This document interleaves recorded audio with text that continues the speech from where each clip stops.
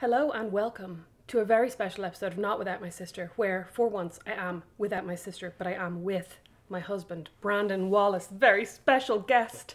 Delighted to be making his Not Without My Sister debut, aren't you? Ecstatic. Have you always dreamed of being on this podcast in particular? Not any podcast, this podcast. Definitely this one, 100%. Like, I can't imagine any other podcast I'd rather be on. You would 100% rather be on Dungeons and Daddies than be on this podcast. Yes, or my brother and me, or The Glass Cannon. Or I'd say you'd actually prefer to be on the fucking Joe Rogan Experience. Maybe sit in the sideline and just watch him scream lunacy. If you got asked to go on Joe Rogan, you would 100% go on Joe Rogan. I would assume it's to make fun of me for some point, so I would say no. Nobody could ever make fun of you. You do it. Your sister does a better job than you do, but she's meaner than you are. This is great. That's not what I thought you were going to say, but that is wonderful.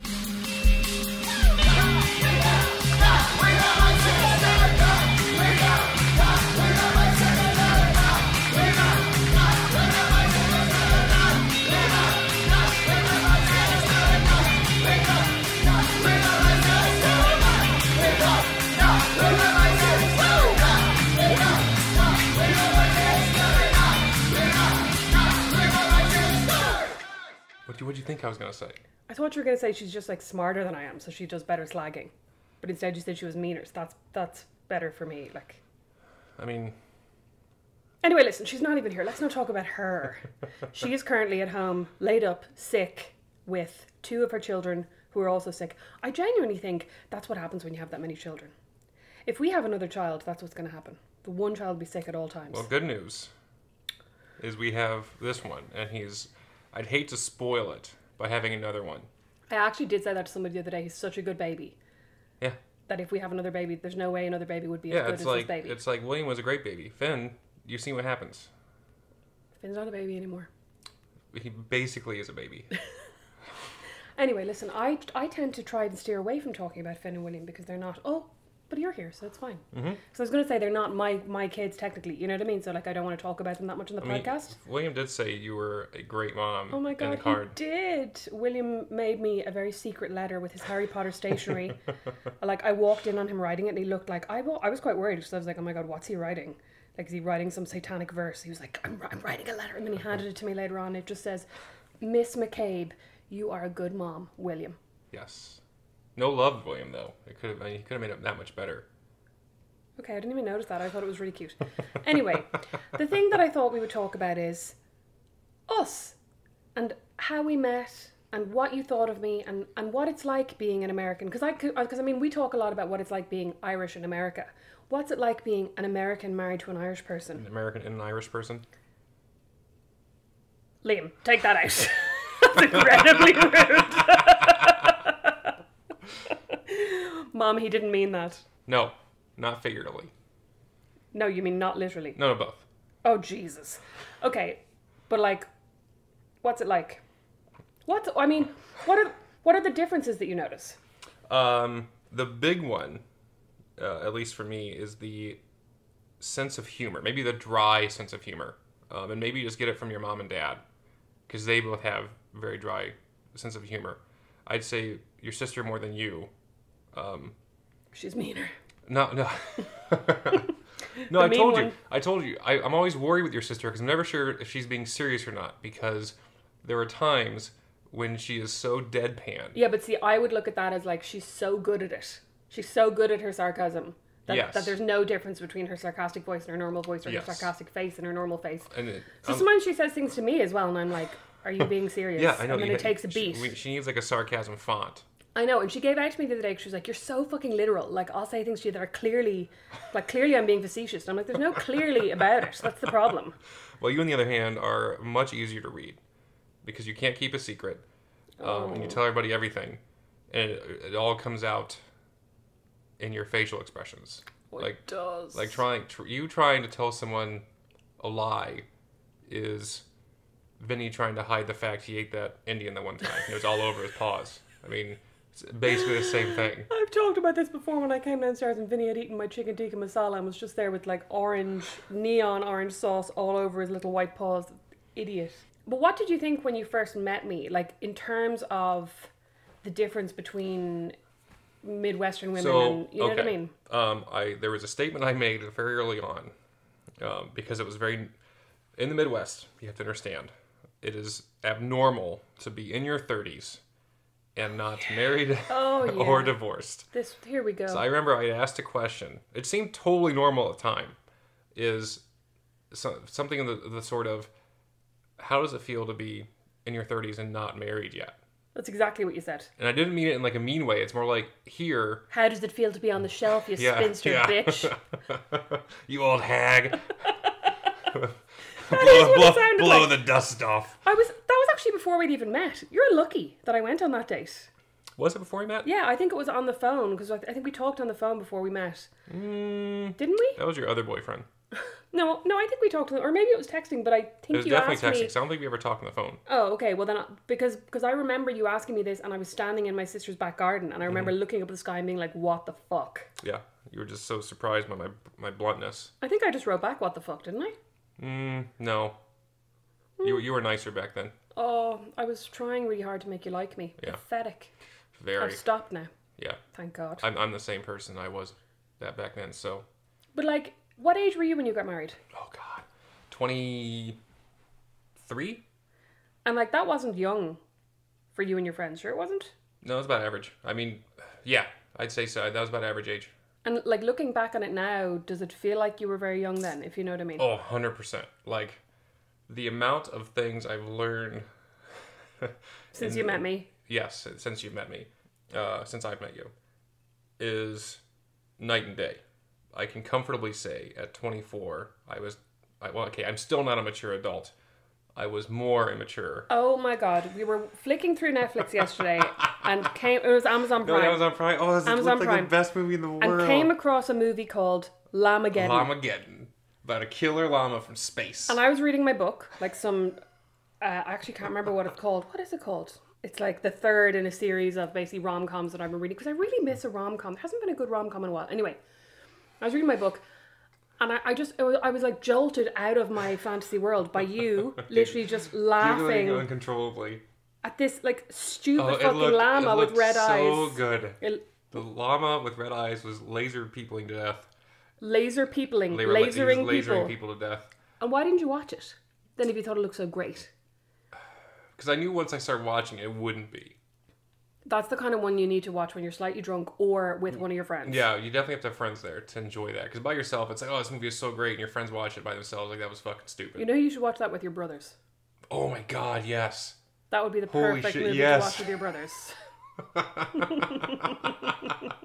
Oh, it's a great idea. It'll be a Christmas tradition. But if say William or Finn in their early 20s now decided to get married, do you think you would be like, oh, totally fine? Or do you think you would advise them to wait? Do you know what I mean? Because it's very much a Midwestern thing, isn't it? Like, when I first moved here and I joined Bumble BFF in an attempt to make friends, cue the sad violin music, I remember everybody I came across who was like the same age as me and had the same interests had like either was divorced or was married and had like 2 or 3 kids, and some of them had 12-year-olds. Mm-hmm. And I was going, this is fucking nuts. I would not. You would not what? I don't think I would advise them to wait. Because it wouldn't matter. It would be like,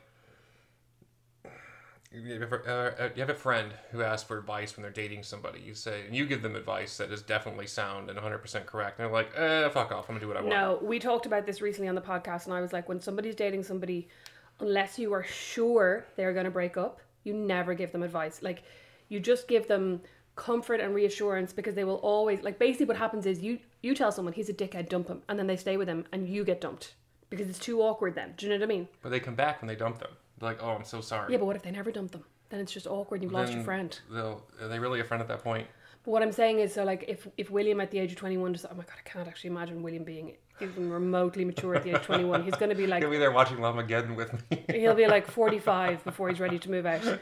Like, I can't imagine you saying to him, don't marry that person, and him not taking it personally. Or like any kid, you know what I mean? Like, or like any 20-something that you then would be pissed off. You'd be like, my dad doesn't want me to get married. He's not supportive. So I think the difference would be, so when I got married, my dad was never one to, mind you, I love my dad to death. He is a great person and he's always there when I ask him to be.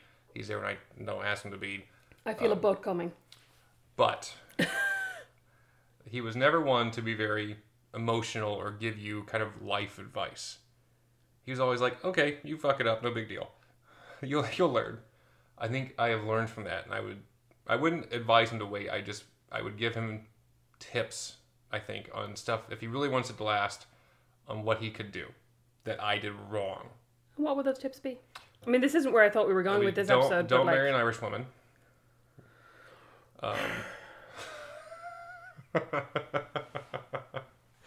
Because you'll be part of their family. You never know what to expect. Their dry humor, you might offend them someday and not even know it. But you know what as well? Like, I feel like from my point of view, there's always a worry that I'm going to offend someone. Because remember when I first met your mom, and we went up to visit her with the boys. Oh yeah, and you said that William's a brat. No. I said the two of them. I said so, like the two of them were running around or something, and we said, "Guys, it's time to come in," and they just like pelted off across the garden, and I went, "God, brats," or something like totally lighthearted, and your mom was like, "I don't think she likes the boys." But I feel like that's a very American, like I feel like, to your point about us being very dry, I feel like Americans are very literal. So like you say something and you mean what you say. Well, like when it comes to certain things, she also has to take you for face value, because I think it's easier to assume someone is being truthful versus sarcastic. Because if you assume they're sarcastic and they're definitely being serious, I think it's worse. Yeah, I know what you mean, but I suppose for me, I feel like this applies, like, I'm trying to think of, there are definitely other situations where I've said something kind of just like lighthearted or joking and I've been taken super seriously. Because like I'm always kind of, I get really awkward as well in queues and stuff. Where like at checkouts, and I'll say something and the checkout person will be like, oh, like for example, like I'm at Target and they'll go, "Did you find everything you wanted?" And I'll say, "Actually, no," like deadpan, and I'll have 100 things in my cart, and they're like, "Oh, what did you not find?" Well, I'm like, "No, I'm that's kidding." their job, though. It's different. Yeah, but like it's obvious I'm joking. No, well, listen. It's when your first conversation topic is critical race theory, you're bound to have people who take you literally. That was an accident. Brandon is referring to a big boo-boo I made at the optometrist last week when I was just so stupid. We were talking about Texas, and I said, like, my brain just went, Texas, what things do you know about Texas? And I was like, I was listening to this podcast called South Lake, based in Texas, and it's about what happened in a school district when they started bringing up critical race theory. And the next thing you know, my very white, elderly male dentist had used the N-word. And basically what he was saying was, the most controversial word in America is this word that he just said. I'd never heard anyone say that word before in my life. So it wasn't my fault, actually. It was his fault. But I mean, I brought it there. But wait, that's absolutely not the one. This is another thing. Americans and their heritage. Remember so on Brandon's Tinder profile, in one of his photographs, he's wearing a kilt? Mm-hmm. And I assumed he was going to a costume party, which I assumed actually for a month, until somebody said to me, one of your friends said, "Has he worn his kilt yet?" Yeah. And I was like, no, what occasion would he have to wear his kilt? And they were like, whatever I want. I know. And then you wore it to lunch one day. Or to dinner in La Margarita. You did. And then I asked you what's with the kilt, and you were like, "I'm Scottish." No, okay. That was more in jest. Like, I don't actually wear it because I have a possible Scottish heritage. Why do you wear it? Because it's breezy. It's breezy. It's comfortable. You ever go up to a urinal and have to go pee and just lift it up? It's great. Hang on, so you don't wear underwear with it? I mean, sometimes I don't. I assumed you did, like a normal person. No. A normal person. Like, as in, I feel like Scottish men who wear kilts and they wear those like bags to weigh them down or whatever they're called, and they're allowed to not wear underwear. But you're not a Scottish person and you're not wearing a kilt as part of your culture, so I feel like you should wear underwear. That's where I draw the line about underwear and kilts. Well, you don't get to say what line that is, do you?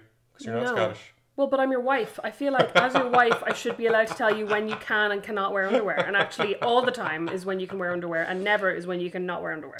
Fair. Out of the house. Out of the house. Deal. And, like, what do you think? Have you ever had any concerns about... Because, like, my mom is always saying that you need to be careful when, like, marrying into or having a relationship with a different culture, because there are kind of certain cultural divides and certain, kind of like the sense of humor. If I was married to someone from... No, because we're still both white cultures. Like, there's not a huge difference besides small things. There's not a huge difference? No. Excuse me? Irish is a very specific and unique culture that you do not even remotely understand. You and your bland food options. And your our hot history summer of, days. Excuse me. our history of oppression, our love of talking about the weather, the joy we feel when the sun shines. You'll never know what that's like. Because it's always sunny. Exactly. That's what I'm saying. Like, you'll never know what it's like to come out of 71 days straight of rain and suddenly have it be like 20 degrees outside, which is what, like 65, and be like, oh my God, we're going to the beach. No, it's freezing. You'll never know what that's like. Yeah, I don't want to. Yeah, that's a culture you cannot understand. Don't act like we have the same culture. We don't. Like, That's offensive. It's like your culture to mine is like chimpanzees' DNA to humans, like 98% the same. Chimpanzee's DNA to you, maybe. No, but I suppose I mean more like, I mean, there are certain things, you know what, like the longer I'm in America, the more I realize culturally there are actually way more differences. Like, I don't think I will ever fully understand how the American political system got the way it is. I mean, I know you don't understand either. But like, you know, like I won't fully understand the kind of like incredible loyalty Americans feel towards their parties. Let's be clear here, though. Let's be clear. Most Americans my age don't know either. They just claim they do. Like, oh, my family goes back to the Revolutionary War. Yeah, no one gives a shit. Doesn't everyone's family go back to the Revolutionary War? No, all my family's European. I have no family members past like 4 generations that live here in the United States. Oh, when was the Revolutionary War? Like 1776 or something like that. I thought it was like, never mind. It's just like let's just drive to Oregon, no big deal. No, isn't it right next to Illinois? I was going to drive to British Columbia that time to get my eyebrows done. I was telling somebody about that the other day as well. Oh, it makes no sense to me that they call it the Midwest. It's not even remotely in the West, and it's not even in the middle. It's in the East. It was in the Midwest when they originally created it, and it just stuck. Well, it's because they didn't know the rest of America was there, isn't that it? Yeah, so basically, it's more Midwest to you than it is to me, because you didn't know most of America existed when you came over. That's what I'm saying. I believed the name Midwest because Americans are generally very literal. So it's like surely they wouldn't call something the Midwest if it wasn't the Midwest. The way they call a shirt a button-up. We get it. It has buttons. No, what? A shirt. So like we call a button-up a shirt. Yeah. Like a shirt or a dress shirt or a blouse, and you call it a button-up. A button-up shirt. Or just a button-up. I've heard it just called button-up. Who calls it just a button-up? I don't know. That's not the point. The point is, why do you even need to call it a button-up shirt? Because you need to specify. Why? Because somebody might think the buttons go down or sideways? No. It's like, it's if you tell me, hey, just wear a shirt and dress pants. Like, okay, is that like a polo shirt? Is it a t-shirt? If I wanted you to wear a t-shirt, I would say t-shirt. And I never want you to wear a polo shirt. I hate polo shirts. I'm wearing a polo shirt right now. I know. I hate it. It's making me want to gag. I can't even look at you. Good. I'll start wearing it more often. I'll wear over my face and my whole body. I'll get polo pants. With your kilt and no underwear. Yeah, just show me. Just show you. Despite my Irish wife. So what did you think when we first met? That you were basically the way you explain yourself. Like there was no real big surprises besides like no sense of mystery whatsoever. No. I was surprised you never tried Mountain Dew. Mountain Dew is what he's saying there. Dew. It's a drink. It's a delicious drink. Thank you very much. It's a bit like if TK Lemonade was on drugs, basically. Very sweet. And I was very excited because you like chicken wings, which I found out was apparently a lie. No, I do like chicken wings. I just... You know what's funny now? Like, I wonder if I started online dating again now, like, if we got divorced and I went online dating, would I still go for my man-baiting lies, or would I be more true to I'd like to think I'd be more true to myself. But, like, definitely, yeah, when I was online dating, I mean, I was clever. I was tailoring my content to the audience. So I was thinking to myself, what do men like? So chicken wings and Star Wars. You were catfishing everybody. No, because I do like chicken wings and Star Wars. I just happen to like my chicken wings boneless now that I've discovered them. You mean chicken nuggets? I used to like chicken wings with the bones in, and then I discovered the boneless ones. Maybe I got put off by that day we went for chicken wings with my dad and we watched him lick every single bit of buffalo sauce off his fingers. It's like a cat cleaning himself. Oh, it was awful. Oh, it was so funny. So no one noticed besides I saw it first and I started laughing. And then you noticed. Well, but by the time... No, I noticed you laughing. But by the time I noticed you laughing, there were tears streaming down your face. And he was literally across the table. He was like a burlesque dancer taking off his gloves. Poor Claire. She didn't even notice. Well, she noticed afterwards. Well, only because you pointed it out. She would have been blissfully ignorant. Mm-hmm. So the first time we went out with your parents, they got drunk and wine. Oh, we went to Country Heritage. Yeah. Was it your mom? Did your dad's face get all... No. No, my mom's face got all right. Yeah. Yeah, one glass of wine, she was down. That's actually not... I mean, that's a bad like that's a bad representation of Irish people because Irish people can generally drink more than that. My parents are bad from that point of view. Your parents are bad Irish people. My parents are misleading. My parents are not like exemplary Irish people when it comes to alcohol. I mean, to be fair, I also get drunk off one glass of wine. So I know, which is ridiculous. Look, what height are you? 6'6"? yeah. And you literally have one glass of wine and you're drunk. I mean, Tipsy. one big glass of wine. One big glass Like of wine a- that tastes like lemonade. Like a mega pint. As Johnny It's Depp not a would mega. say. It's just like a glass of sweet Christmas wine. Yeah, why do you want dry, gross wine? I don't want dry gross wine. I just don't want wine that tastes like bubblegum. Why? It's better that way. If I want to drink something, it's not going to taste like ass. It's going to taste like a sweet strawberry. Americans have to ruin everything. They can't just be like, you know what, wine. I'm gonna get an appreciation for wine. They're like, you know what, wine needs to taste more like candy. Yeah, because we like to push it towards kids. So here, William, try this strawberry drink. Have you tried anything? I'm trying to think. Like, what are the Irish things? Have you tried anything Irish? I deboned the turkey. That was Irish. No, but like what I mean is any Irish foods or anything that my mom has sent over. Have you tried anything that you've liked? Yeah, I mean, all she's ever really sent over is chocolate, though. But remember my friend Kira sent over the scone mix? Those are pretty good, yeah. They were nice, weren't they? Then the rusk cookies that your mom sent. Oh, Atlas. rusks. Yeah, the Yeah. rusks. I ate those. I ate the one. I actually enjoyed it. Oh my god, I was about to say, which mean those? You're not supposed to be eating I'm over those. there in the corner eating them with crumbs They're for everywhere. Atlas. I also can't believe you ate that after Atlas had like basically sucked along Listen, with the sides I of ate it. half a marshmallow from my cat's mouth. Do you really think a half-eaten cookie from my son bothers me? I would really like if someday you would be ashamed of that. No, I don't waste food. A marshmallow's not food. You're acting like this is like 10 calories you really needed. I don't waste food. No. When they're delicious calories, I do need them. Ugh. If it was something gross, like a raw Like potato. a marshmallow. No, marshmallows My are mom delicious. eats raw potatoes. Have I said that to you before? What? While she's making chips, right? So she'll be slicing up the potatoes, and the next thing you know, you'll just see her lob one in her mouth. Why? I don't know. That's gross. I don't know. Claire, I think you need to explain this to me next I time think we it's see each just other. a habit. I don't think she particularly likes the taste of raw potato. My sister eats raw hamburger. Well, that's like steak tartare. Then she'll eat, like, just ground beef. She'll be cooking it and like take little handfuls, not handfuls, like fingerfuls. But that's and, not good for you. What about the listen, E. coli that's the risk? least of my worries for my sister. Ooh. Has she always done that? Yeah, she used to eat cat food too when she was a kid. Does she have low iron? I mean, I don't know. Maybe she has like pica, or isn't that what it's called when you have like a thirst for blood? Some women get it when they're pregnant. No, it's called. It happened Bella in it's called Twilight. Draculitis.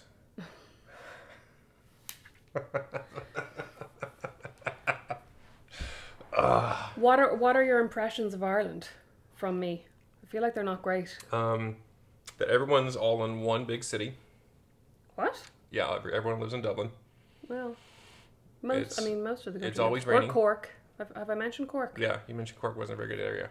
Shut up! I did not say that. I never said Cork was not a good area. Cork is anybody from Cork listening to this. Cork is a good area. I never said Cork was a bad area. The food sounds like there's, well, Irish food sounds gross, but the amount of different cultures of food, like the Spanish or Indian, the options are much bigger than they are here. I don't think we have a lot of Spanish options. It's tapas. Oh yeah. Yeah, Sorry, see. I was like, what's Spanish? I was just thinking of paella. It sounds, well, and you also have more access to different types of food.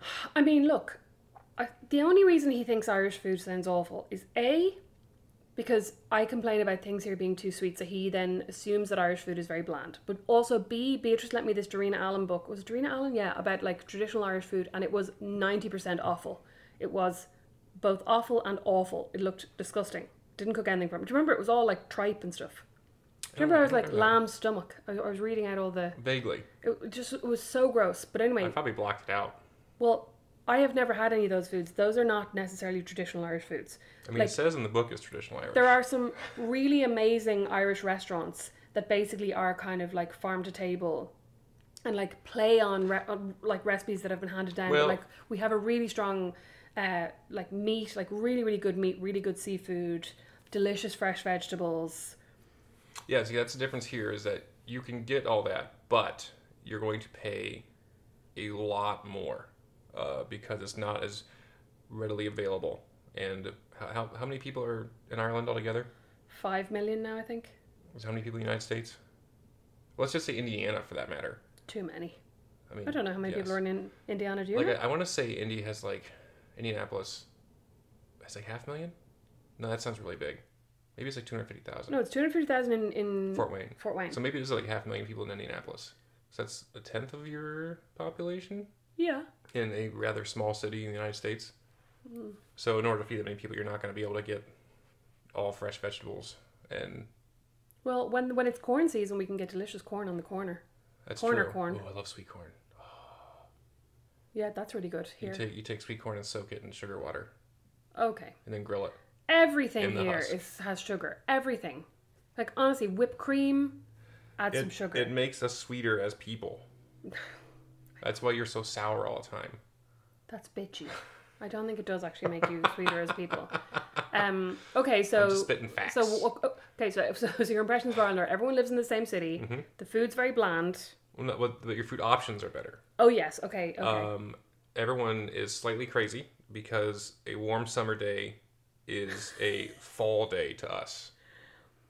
I don't even know if it's a fall day. I feel like a warm summer day in Ireland could very well be like a day where we have a thaw here. You know what I mean? Where it's like it's been snowing 2 days previously and then all of a sudden it's sunny and the snow is melting. 50 degrees and the sun's out. Time for shorts and tank tops. Time to go to the beach. Or vests, as you would say. Which makes no sense to me. Oh, please. Let's not get onto the clothes again. Everyone's hardy. That's the problem. You're all weak here. Like, you couldn't stand to get into our sea and just take a swim. Hell no. Oh, and you're also refusing. Like, are you genuinely telling me that if we go home to Ireland next year in the summer with the boys, you're not getting in the sea? They wouldn't get in the sea. I'm saying I'm not talking about them. I'm talking about you. I would get until the water almost touches my testicles. And then I would stop. Because they couldn't take it. I'm ashamed of you. Like, you've really lowered Listen, the tone of our highbrow podcast. Every man who listens to will understand that. the one man dad. Yeah, sorry, Philip. But he'll get it. But yeah, he'll nod his head and be like, yeah, he does have a point. He won't say it out loud because that would be embarrassing. But he's thinking it. The last time I went sea swimming was with my friend Kira. And we went to the 40 foot, which is like this really common kind of sea swimming area in Dublin. And it took me so long to get into the water. There, Now steps hold on down. Oh yeah, flipping second. I'm shit. Like, I'll do it, but it takes me ages. You give me so much shit for not getting in your sister's ice cube of a pool. Oh please, that's different. Listen, if it was 35 degrees Celsius outside, I would get in that sea in seconds. What's 35 degrees Celsius? Like 80 degrees Fahrenheit. Like, the difference, or 85 maybe, but actually, what did I say? 35? It's probably more like 100. Oh yeah, fuck. Okay, that makes sense. Yeah, but I'm saying, like, if it was hot in Ireland, I would have no issue getting the sea, but it's like 70 degrees and the sea's fucking freezing. So it takes me a while. First off, the sea's freezing regardless. Yes, but what I'm saying is, the last time I went, I was standing on, so there's this like railing that you can hold on to walk down, like mostly for the old people, but I was obviously holding on to it because I was terrified. And I had to keep stopping to let old people go past me. It's like, no, go ahead. It's like a skit on YouTube. Oh, I'm sorry, I'm in your way. Oh my God, it was terrible. And this old granny with her walker just walks down next to you. Well, that was pretty much what it was like. But we brought Quill on because she likes to splash in the sea. Oh, is that when she jumped in and just ran right back out? No, but she did that before. But this was the time where we decided to bring her, and as soon as we got there, this woman was like, "You're not allowed to have your dog off leash." We're like, "Oh, for God's sake!" And then as soon as you put her on the leash, she just barked nonstop, and then the two of us couldn't get into the water at the same time because we had to have her on the leash. What you do is you make sure to have Quillon right next to that person the entire time. You'll teach her a lesson. The time that Quillon got in and just swam straight out is when myself and Claire went to the beach one day and we went in for a swim. It was actually a really busy day, but she was on the beach and she was watching us go in. You could see her getting more and more agitated, and she obviously thought we weren't coming back. So she eventually decided to swim in, like, really fucking annoyed. Swim. Is Claire the one you said would go swimming every day? Yes. Regardless? Yeah. She went swimming every day over the winter. I think especially during lockdown and COVID and stuff, she found it really refreshing and, like, it was a reason to get out of the house, and she went with people because you can socially distance and swim, you know what I mean?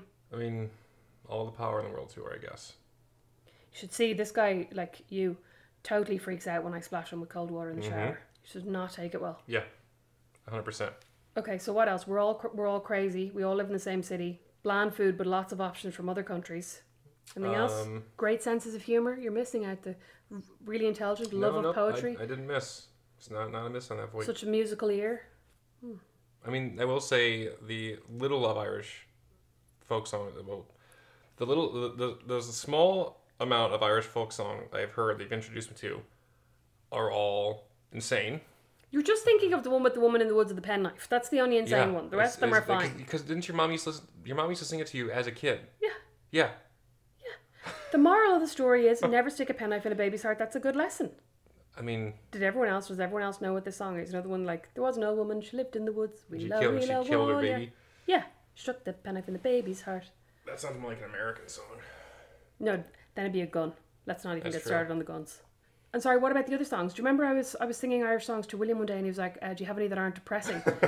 So I started singing a Molly Malone, and then I got to the second verse and it's like Molly dies. Oh yeah. One of the first books Rosemary introduced me to was That's not Irish. J.K. Nimison. N.K. Jemisin. N.K. Listen, I was you were very close. What was this? What was the series? The Broken Earth trilogy. Yeah. Literally in the first page and a half, a baby dies. We could say a toddler. It's not a baby. I think he's talking, like he's babbling and stuff. Yeah, something like that. It was even worse. It's grand. Because then you formed a bond with that toddler. And I'm like, this is awful. Listen, that's irrelevant. It's nothing to do with Ireland. It does, because your Irish person recommended it to me. Remember I read you the nice legend of Cuchulainn the other day? How Setanta became Cuchulainn. Mm-hmm. Yeah, he killed a giant Irish wolfhound. Okay. We're crazy. Mm-hmm. What was the last one? Irish songs? Oh, the Irish songs are crazy as well. Oh, this isn't giving a good impression. Also, you apparently don't believe in leprechauns. Let's not. Please don't. I mean, I don't want to... People be like, oh, she's married to an American idiot. You are. All Irish people know about America is that Michael Moore movie where he like shows Americans to be really, really stupid. Which one's that? The first one. Can't remember what it's called. I mean... You know, a friend of mine went to America on her J1, like on her college summer holidays, with another friend of hers, and they were in a bar one night and they convinced an American guy that there's no... Yeah, but I'm telling the podcast. Okay. They convinced an American guy there's no Wednesdays in Ireland because of the time difference, and he believed them.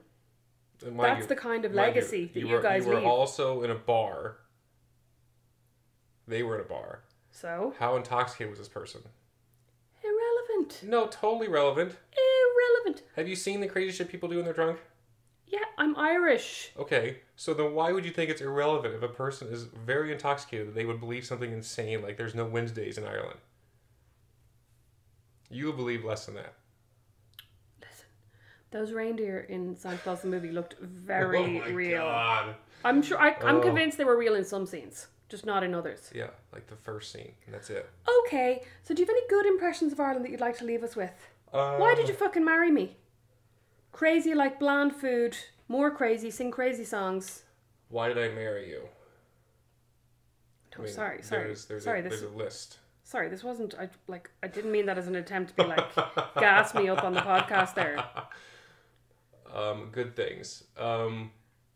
Despite your very sarcastic nature, it seems that you are all very genuine from the 4 Irish people I've met.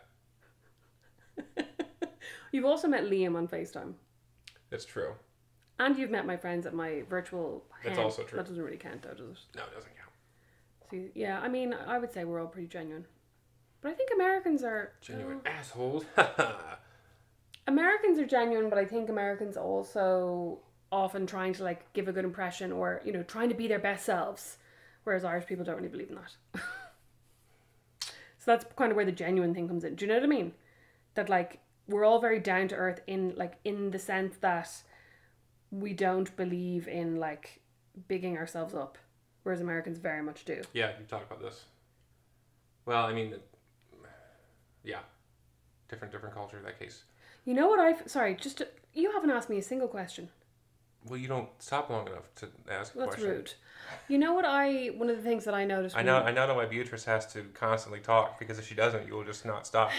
You know one of the things I first noticed... I was trying to ease you into your first podcast experience. One of the things I first noticed about you was we went to Starbucks one day, and we walked up to the counter, and the woman behind the counter said something like, "Hi, how are you today?" And you went, "I'm doing pretty good. It's a really..." And I was like, oh my God, what is he doing? So, okay, that is definitely a Midwest thing. Midwest and maybe a Southern thing. So, story time. I have some friends of mine. We go to a gaming convention in Indianapolis called Gen Con. It's a very large... gaming convention, in case you missed that.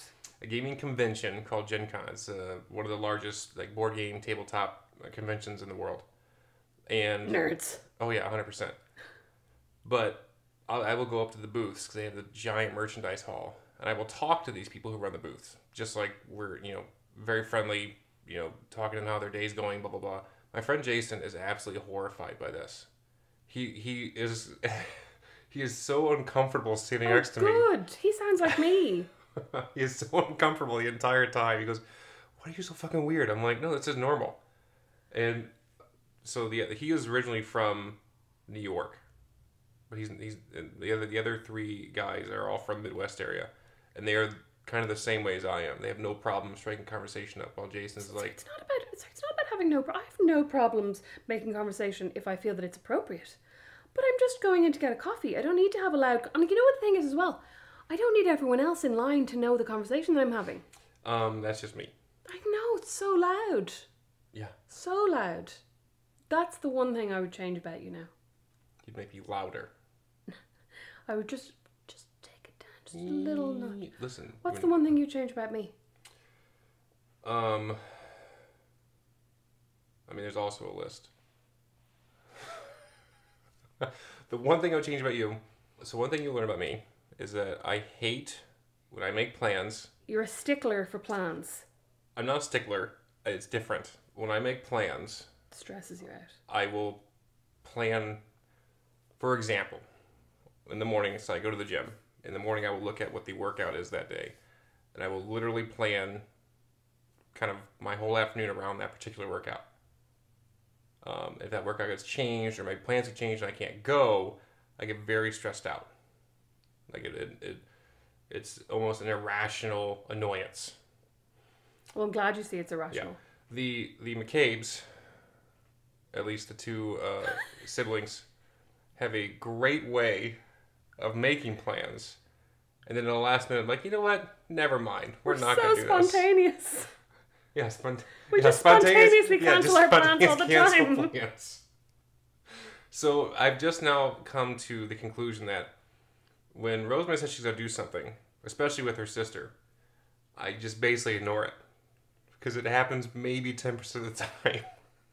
You know what? I totally forgot to go to that knitting thing last night. Oh, yeah, you said you were going to go to that. Yeah, but also Atlas was sick, so I I had been thinking early in the week, I was like, I'm not sure if I'm going to make it. Fair enough. Anyways, back to you and your sister not making great plans. So what you would change, you would make me less spontaneous. No. That's not less spontaneous.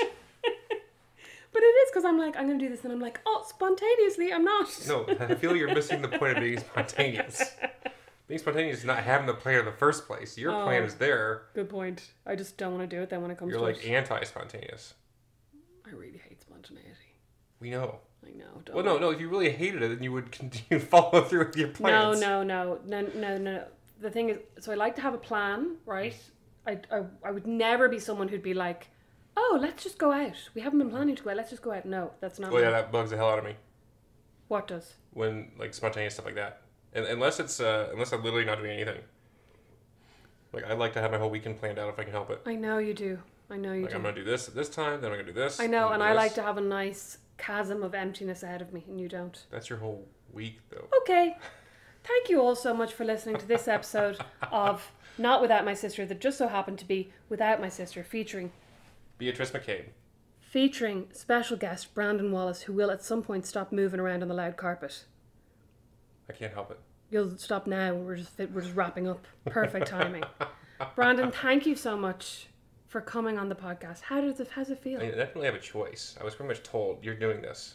Okay. Thank you also. I did enjoy it though. Thank you all so much for listening.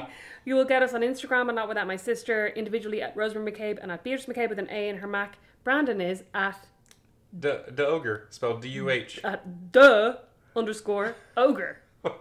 Like _ogre on Instagram. Our website is notwithoutmysis.com. If you have any episode suggestions, anything you'd like us to talk about, please feel free to let us know, and please do consider joining us on Patreon at patreon.com/notwithoutmysister. Thank you so much for listening. Bye. Bye. Not Without My Sister is produced by Liam Garrity, sound and original music by Don Kirkland, and our original illustration is by Lindsay Nielsen. Petrified, the horror fiction anthology podcast from a darker Ireland, is back. Who's there? Petrified tells the chilling tales of ordinary people encountering the supernatural and their terrifying fates. Oh, dear God! Reverend Mother! CrimeReads.com said Petrified is extremely well written, expertly produced, and brilliantly acted. Don't leave me here! Petrified, Series 2 out now.